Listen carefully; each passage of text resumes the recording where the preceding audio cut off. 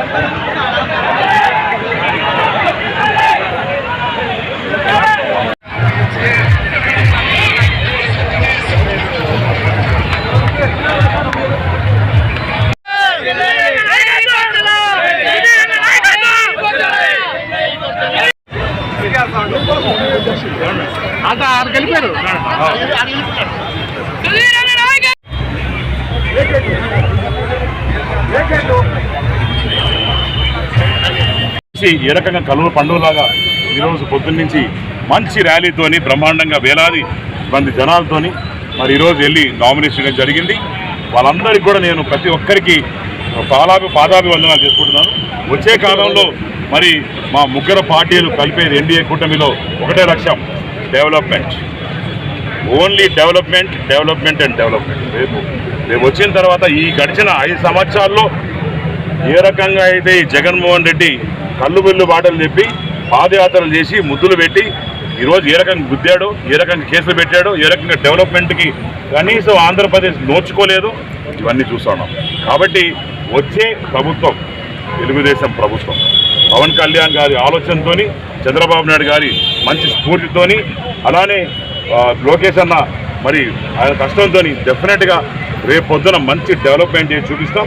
ఆ రోజు 2019 బిఫోర్ వేసిన రోడ్లే, మేము వేసిన రోడ్లు వాళ్ళు పెట్టిన గుంతలు, మేము వేసిన ట్రాన్స్ఫార్మర్లు వాళ్ళు బీకిన లైట్లు, మేము ఇచ్చిన ఇల్లు అవి కూలిపోయే పరిస్థితులు ఉన్నాయి.